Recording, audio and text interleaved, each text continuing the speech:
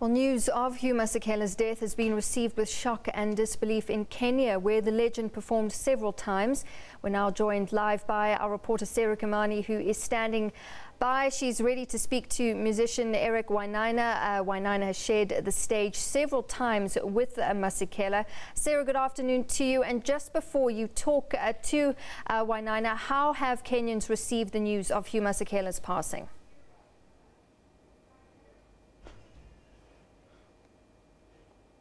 Okay.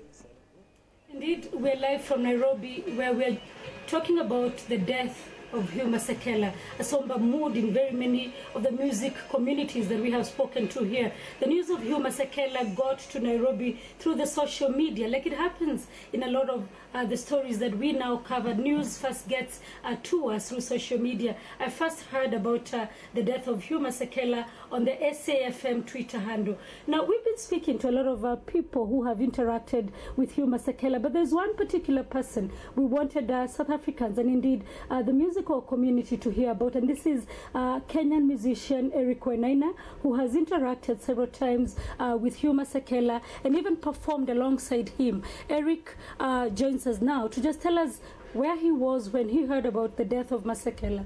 Welcome, Eric. Just tell us, where were you when you first heard about the death of Hugh Masekela? I was right here in the studio. We are putting out a new record, and someone said to me a couple of hours ago that Hugh Masekela had passed away. This is completely tragic news for me, because I've loved and known Hugh for all my life. It is truly a sad day. And how long have you known him? You say all your life. How long is long? Because we know you as a musician who started out very young. Just tell us about your journey with Hugh. Well, I first started hearing about Hugh maybe in the 80s, by which point I was maybe about 10 years old, you know. Hearing about this guy who was playing the jazz, but in a South African way, you know. And he was infusing everything about his South African roots in this form of music, which by its very nature is about improvising. It's about bringing your very own nature into it. And so from the very beginning, Hugh was teaching us which way to go. Very, as fate would have it, Hugh has spoken several times about you, describing you as an outstanding musician. And indeed you are, Eric, but how would you describe Hugh Masekela? You've shared the stage with him. Well, first of all, the only reason Hugh describes me as outstanding is because he's got a good sense of humor. You know, so, well, working with Hugh is an electric performer, you know. He gets onto stage and he's either speaking or playing his horn or singing, you know. And when he does that, you can feel it as an audience member. You feel like first of all, you feel like he's talking to you. And whatever you're doing, you have to stop because he's saying something that's very, very important. I think I even watched Hugh play one time at the Carnival in Nairobi, and I think some people were making some noise like in row 3 or 4. He stopped playing and told them, "Excuse me, you know, I've got something really important to say here," you know. But even if you look at songs like, let's say, Stimela, right? He is taking the position of not just a musician. He's telling us about history. He's a storyteller, and he's telling us about social justice. So he'll say there's a train that comes from Mozambique or from Zimbabwe and brings these men to work in the mines, and they go deep, deep, deep into the bowels of the earth. He's painting this image for us to see and for us to understand the depravity and the conditions that these people are working in and the injustice, but doing it in a way that we can listen to, we can feel maybe even empowered, you know, and maybe want to do something about it. The Africans would say a big tree has fallen. Has a tree fallen? Has a voice been silenced? What should we remember about Hugh Masekela?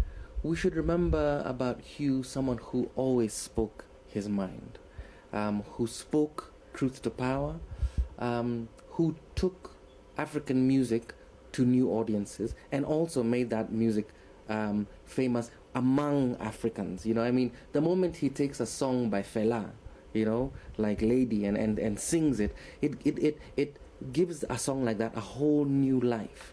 Hugh will be remembered as a giant of the music industry. He will never, ever be forgotten. Can he be silenced? Has death silenced Hugh Masekela? Death has not silenced Hugh Masekela. Death might say that we will not hear anything new from Hugh, but everything that he has already said will continue to have relevance and freshness every single day, you know. We're still listening now to recordings that Hugh made in the 60s and 70s, you know. And maybe musicians like myself or other musicians around Africa will re-record some of Hugh's songs, you know. Hugh's voice, death has no power over Hugh. Please send your message of condolences to his family and to the South African community. To the family and friends of the wonderful, the excellent Hugh Masekela, our heartfelt condolences from here in Nairobi, Kenya, where Hugh was as much at home here.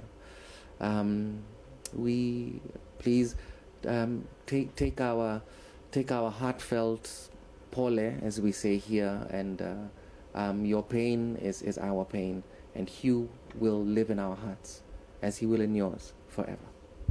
Thank you very much. We've been speaking to Eric Wainaina, a renowned Kenyan musician who incidentally, just like Hugh Masekela, speaks truth to power using his music, eulogizing Hugh Masekela. From Nairobi, it's goodbye for now. Sarah, thank you so much. Our Sarah Kimani live from Kenya.